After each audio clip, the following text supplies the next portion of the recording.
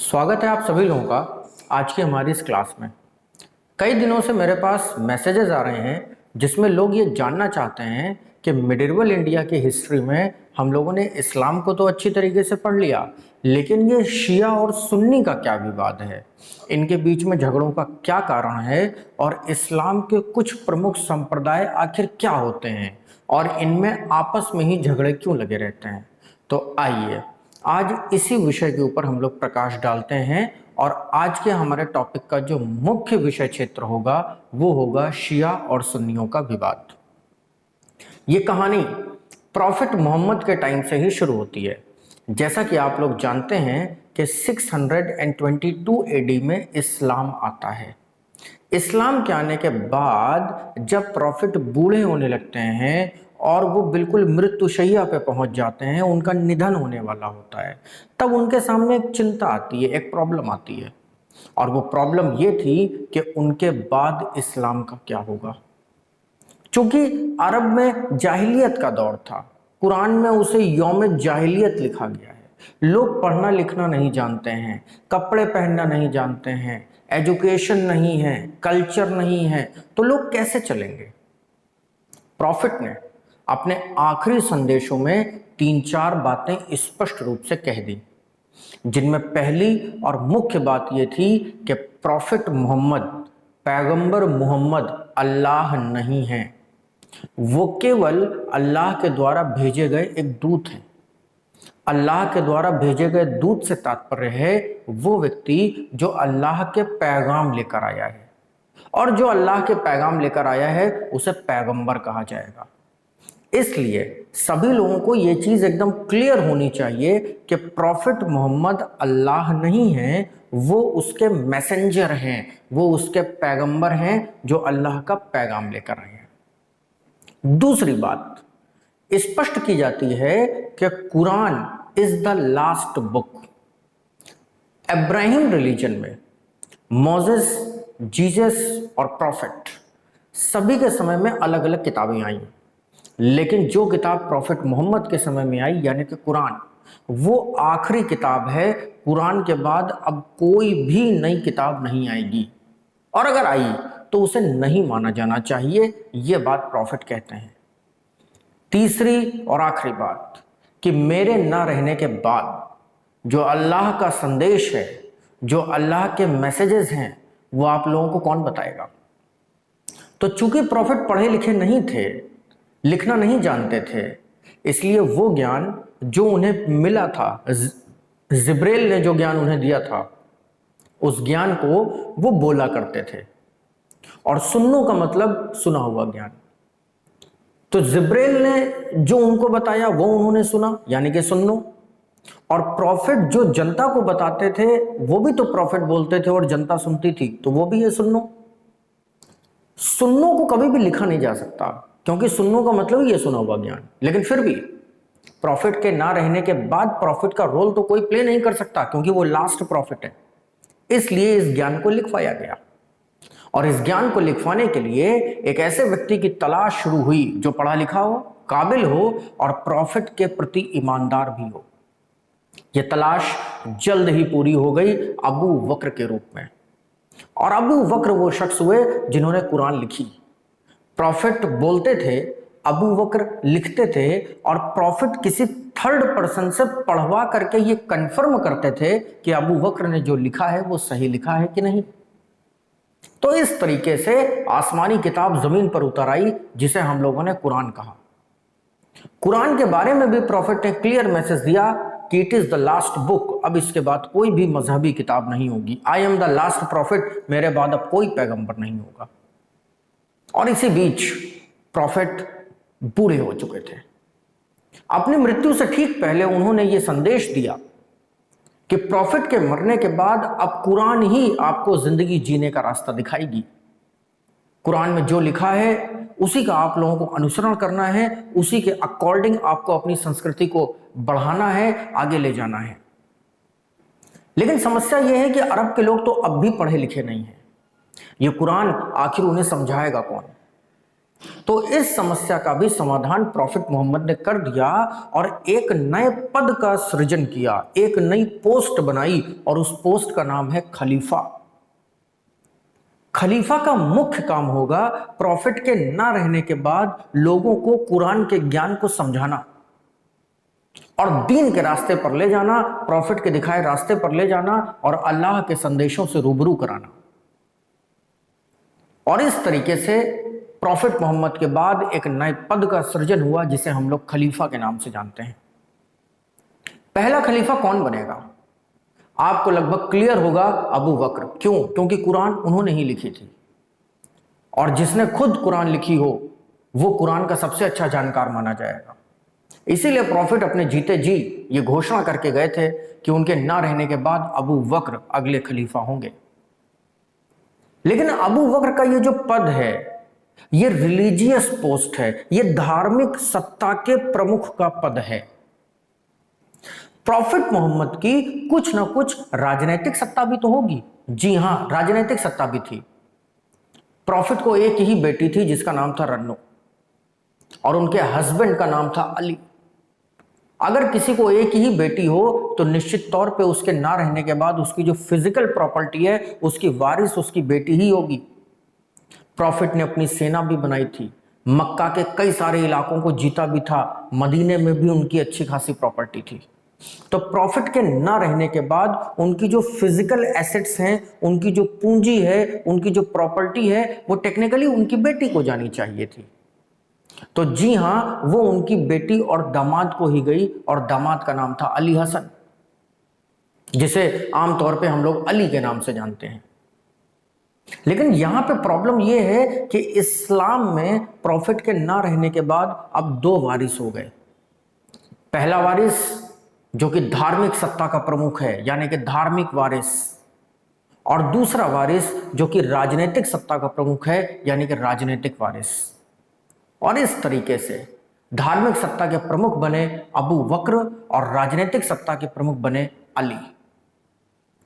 Profit के ना रहने के बाद जनता के अंदर एक डिस्टरबेंस का माहौल क्रिएट हुआ, क्योंकि अरब के अंदर कुछ लोग ऐसे थे जिनका यह मानना था कि पहला प्रॉफिट अली को होना चाहिए, क्योंकि अली उनके दामाद हैं, चचेरे भाई भी हैं, इसलिए राजनीतिक सत्ता के साथ साथ धार्मिक सत्ता भी उनको मिलनी चाहिए। लेकिन यह हो ना सका क्योंकि प्रॉफिट बहुत समझदार आदमी थे। प्रॉफिट अच्छी तरीके से जानते थे कि अगर नेपोटिज्म को बढ़ावा दिया गया तो इस्लाम धर्म बनने से पहले ही खत्म हो जाएगा, इसलिए जो योग्य है उसे सत्ता मिलनी चाहिए। धार्मिक सत्ता का प्रमुख केवल उसी व्यक्ति को बनाया जा सकता था जिसने कुरान को कंठस्थ कर रखा हो, जिसे कुरान की अच्छी जानकारी हो, जो प्रॉफिट से रूबरू हो चुका हो, और वो तो केवल अबू बकर ही थे। तो इस तरीके से प्रॉफिट के ना रहने के बाद वे लोग जिन्होंने अबू बकर को अपना खलीफा माना, प्रॉफिट बोल बोल करके जो शिक्षाएं दिया करते थे यानी कि सुन्नो, उस पर बिलीव किया और अबू बकर के बाद भी आने वाले खलीफाओं को ही अपना खलीफा मानेंगे, ऐसी कसम खाई। वे लोग कहलाए सुन्नी। सुन्नी शब्द का शाब्दिक अर्थ होता है सुना हुआ ज्ञान, अर्थात सुन्नियों से तात्पर्य है जिसने सुन्नों पे विश्वास किया, और सुन्नों का मतलब है सुनी हुई शिक्षा, वो चाहे प्रॉफिट को मिली हो, वो चाहे प्रॉफिट ने दी हो, और वो चाहे अबू बकर बोल बोल करके बताते हो। तो इस तरीके से इस्लाम के पहले पंथ सुन्नियों का जन्म हो गया, जो कि मूल रूप से इस्लामी थे, जो कि मूल रूप से इस्लाम को मानने वाले थे। ये बात बिल्कुल सच है। लेकिन उन लोगों का क्या हुआ जिनका विश्वास अली हसन के ऊपर था? तो वे लोग जिनका विश्वास अली हसन के ऊपर था वे कहलाए शिया। और इस तरीके से शिया और सुन्नी इस्लाम के दो पंथ मुख्य रूप से डिवाइड हो गए।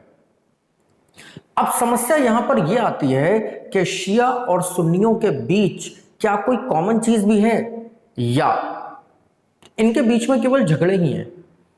तो जी हां, इनके बीच में बहुत सारी कॉमन चीजें हैं। जैसे ये दोनों ही प्रॉफिट मोहम्मद को लास्ट प्रॉफिट मानते हैं। ये दोनों ही कुरान पे विश्वास करते हैं, ये दोनों ही हदीसी ज्ञान को भी मानते हैं। तो फिर झगड़े का कारण क्या है? झगड़े का कारण है अली हसन को पहला प्रॉफिट बनाए जाने की वकालत करना। अली हसन पहले प्रॉफिट कभी भी नहीं बन सकते थे, लेकिन अरब की जनता में असंतोष को देखते हुए अली हसन को चौथा खलीफा बनाया गया। लेकिन दुर्भाग्यपूर्ण तरीके से इस्लाम के दूसरे, तीसरे और चौथे, इन तीनों ही खलीफाओं की हत्या कर दी गई थी और इस तरीके से इस्लाम में गृह युद्ध की शुरुआत हुई थी। तो ये थी शिया और सुन्नियों के बीच के बंटवारे की कहानी।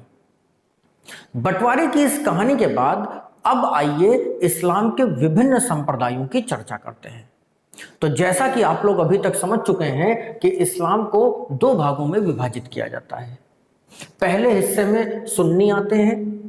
सुन्नी कौन होते हैं आप लोगों ने पढ़ लिया, और सुन्नियों की आबादी आज इस दुनिया में लगभग 80 से 85% तक है।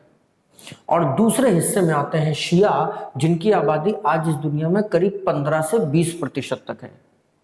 ध्यान रहे, शिया डोमिनेटिंग कंट्री दुनिया में बस एक ही है, जिसका नाम है ईरान।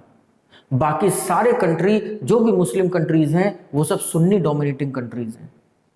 आइए अब सुन्नियों को डिटेल स्टडी करते हैं।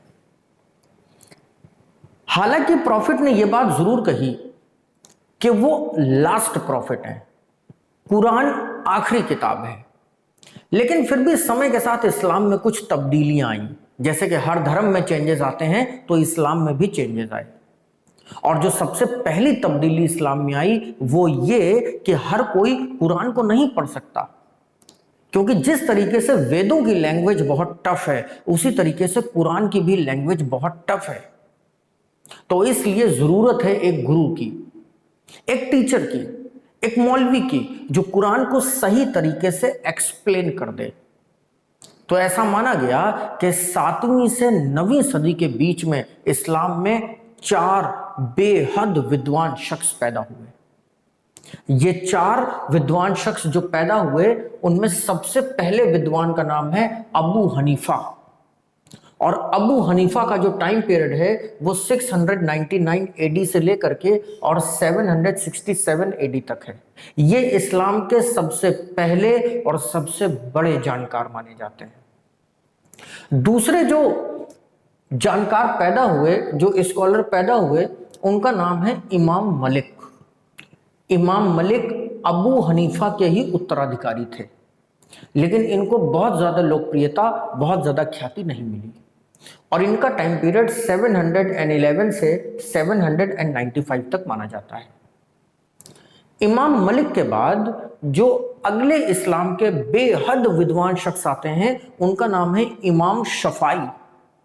और इमाम शफाई का टाइम पीरियड 767 एडी से लेकर के 820 एडी तक माना जाता है।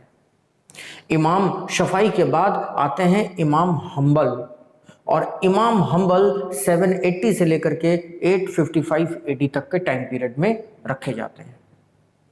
वैसे तो इस्लाम में ये 4 बेहद विद्वान शख्स हुए, जिन लोगों ने कुरान की व्याख्या अपनी अपने तरीकों से करी, क्योंकि टिपिकल चीज कम लोगों को समझ में आती है, अगर वो चीज को एक्सप्लेन कर दिया जाए तो आसानी से समझा जा सकता है। लेकिन इन 4 विद्वानों में जो सबसे ज्यादा पॉपुलर हुए, सुन्नियों में जिस विद्वान की सबसे ज्यादा पैठ है, सुन्नी मुसलमान जिस विद्वान को अपना आइडियल मानते हैं, अपना रोल मॉडल मानते हैं, वो विद्वान का नाम है अबू हनीफा। इसीलिए अबू हनीफा के फॉलोअर्स को हनीफी कहा जाता है। अब ये हनीफी कौन है? तो हनीफी निश्चित तौर पे सुन्नी ही तो होंगे, लेकिन कौन से सुन्नी? जिन लोगों ने अबू हनीफा को फॉलो किया था। और आज इस दुनिया में करीब 90% जो सुन्नी हैं, अगर आप उनसे पूछेंगे कि आप कौन से सुन्नी हो, तो वो कहेंगे कि हम हनीफी हैं। अब यहां पे फिर से एक प्रॉब्लम आती है।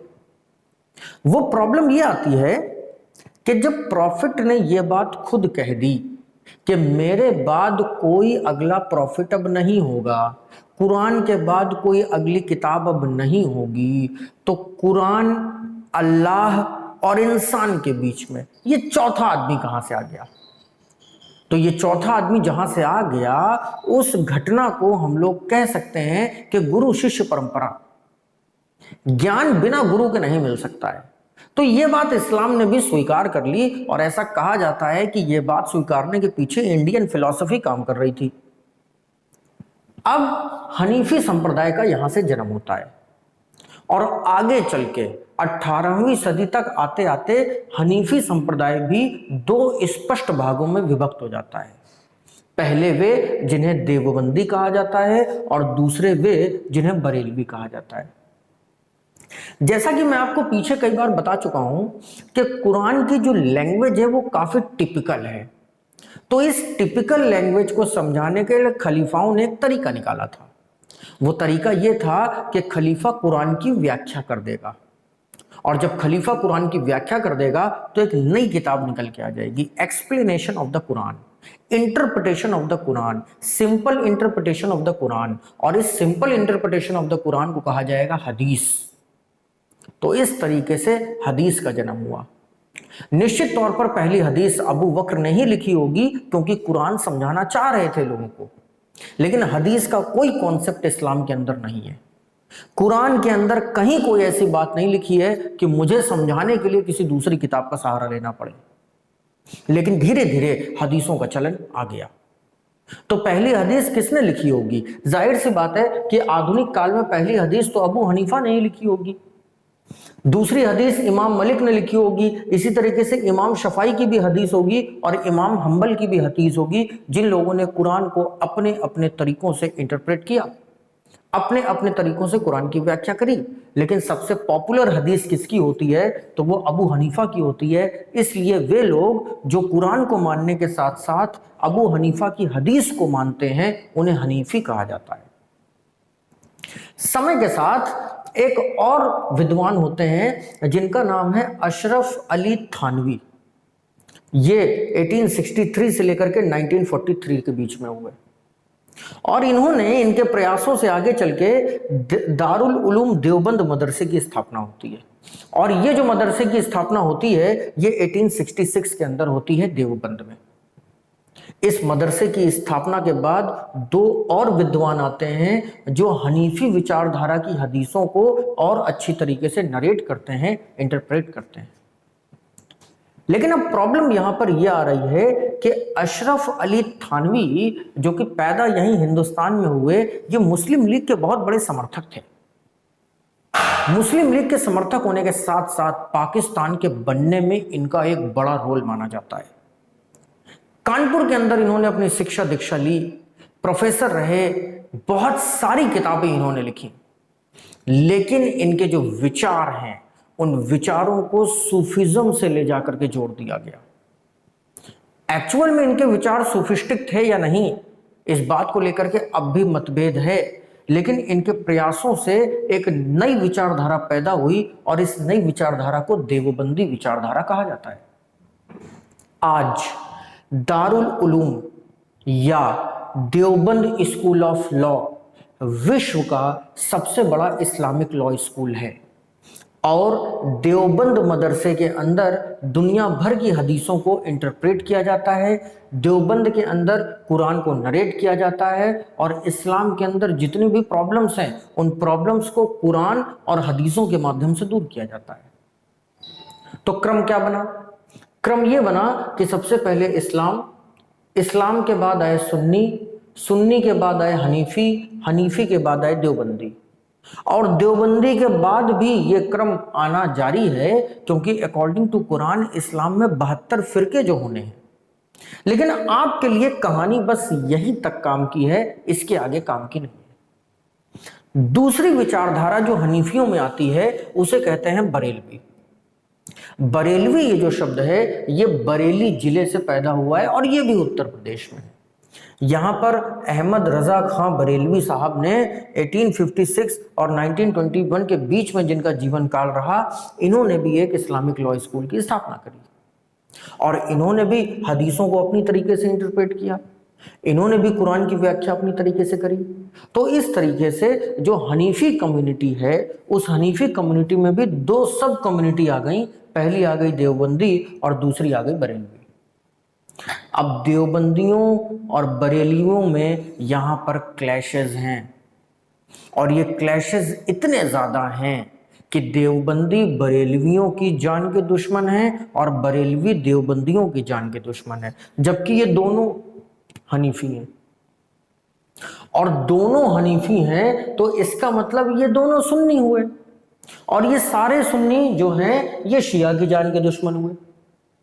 तो यहां पे जो मेन डिस्प्यूट है, वो मेन डिस्प्यूट आज इस्लाम की सबसे बड़ी प्रॉब्लम भी है।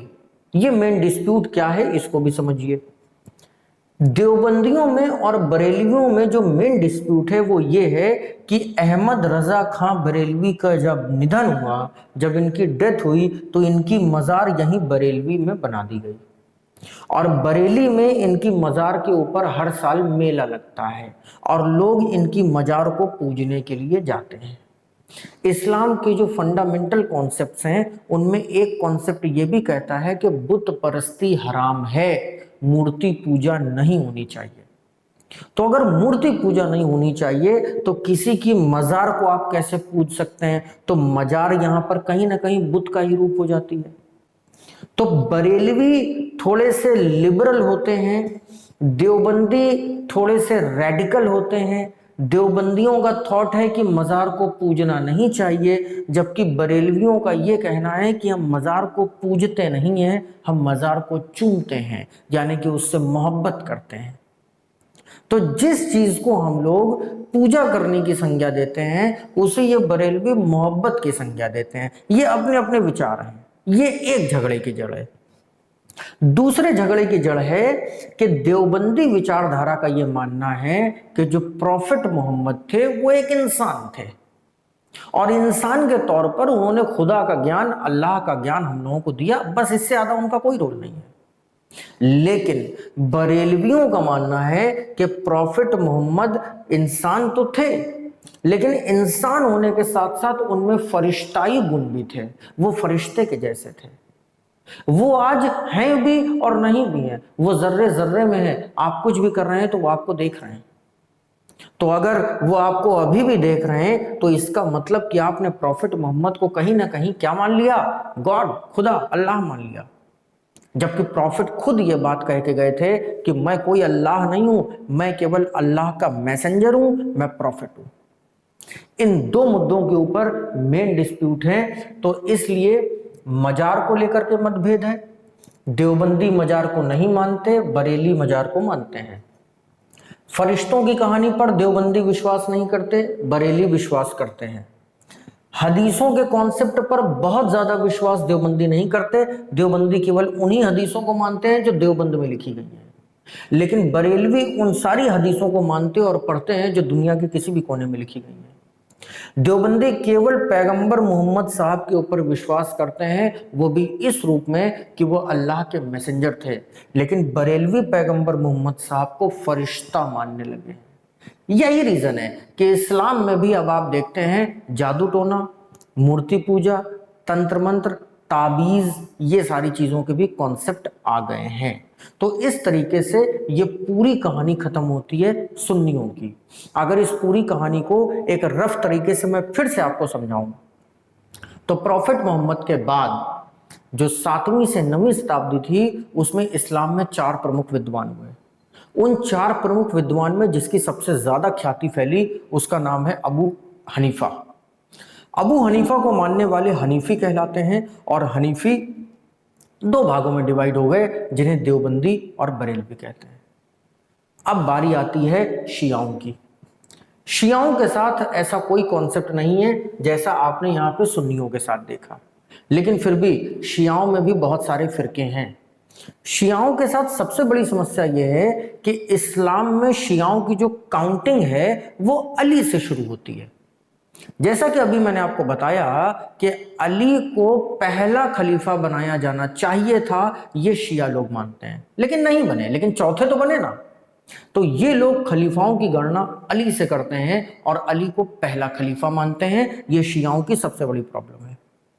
तो अगर शिया लोग अली को पहला खलीफा मानते हैं तो इसका मतलब अबू बकर, उमर, सुलेमान इनको रिजेक्ट कर दिया गया। तो अगर इनको रिजेक्ट कर दिया गया तो ये बात सुन्नियों को कहां से पसंद आएगी?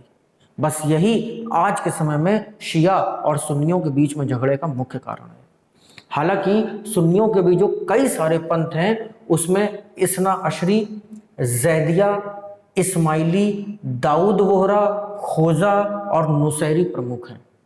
इनमें कुछ पंथ तो ऐसे हैं जैसे कि इस्माइली और दाऊद वोहरा जो नए नए प्रॉफिट्स को भी ले आए हैं और इनका कहना है कि प्रॉफिट मोहम्मद के बाद भी प्रॉफिट दुनिया में हैं, आए हैं और आते रहेंगे। तो इसलिए शियाओं की जो फिलॉसफी है वो सुन्नियों से बिल्कुल भिन्न हो जाती है और ये झगड़े का कारण बन जाता है। लेकिन आज भी अगर पूरी दुनिया में इस्लाम के नाम पर किसी चीज ने इन सभी को एक सूत्र में बांध रखा है तो वो है कुरान, क्योंकि कुरान पे सभी का अटूट विश्वास है। इसलिए आज अगर इस्लाम के अंदर जो बहुत सारे झगड़े हैं जिसकी वजह से इस्लाम के अंदर एजुकेशन का अभाव है, सोसाइटी पिछड़ रही है, अगर आप सच्चर समिति की रिपोर्ट देखिए तो मुसलमानों की स्थिति हमारे देश में एसटी से भी खराब है। तो इसके पीछे का रीजन क्या है? ये अलग अलग फिरके, अलग अलग हदीसें, अलग अलग एक्सप्लेनेशंस। यदि आपका विश्वास सामूहिक रूप से कुरान के ऊपर है तो कुरान के अलावा कोई किताब नहीं होनी चाहिए। यदि आपका सामूहिक विश्वास प्रॉफिट मोहम्मद के ऊपर है तो प्रॉफिट मोहम्मद के अलावा कोई मैसेंजर नहीं होना चाहिए, क्योंकि अल्लाह की परिभाषा को जहां तक मैंने जाना तो अल्लाह अनऑडेबल है, अलमाइटी है, ओमनी प्रेजेंट है। उसे ना देखा जा सकता है, ना सुना जा सकता है और वो जर्रे जर्रे में है। और अगर आपसे कोई ये वादा कर दे कि वो आपको अल्लाह से मिला सकता है तो या तो वो झूठ बोल रहा है या तो वो पागल है। अल्लाह से कोई नहीं मिला सकता, अल्लाह से खुद ही को खुद मिलाया जा सकता है, अपने आप मिलाया जा सकता है, अपने खिलाफ जिहाद करके मिलाया जा सकता है, एक युद्ध स्वयं के विरुद्ध करके मिलाया जा सकता है। अपने अंदर के शैतान को मारने की परंपरा है जिहाद। वो जिहाद जिस दिन करेंगे उस दिन इस्लाम के अंदर प्योरिटी आ जाएगी। तो यहाँ पे आज की चर्चा को मैं विराम देता हूँ। आशा करता हूँ कि मेरी बातें आप लोगों को समझ में आ गई होंगी। आप अपनी राय, अपने विचार को कमेंट बॉक्स में मुझे बता सकते हैं और अगर इसी तरीके के किसी और टॉपिक पे आपको जानकारी चाहिए तो वो भी आप मुझसे शेयर कर सकते हैं। मुझे इंतजार रहेगा आपके मैसेजेस का, आपके मेल्स का। Till then keep study, good bye.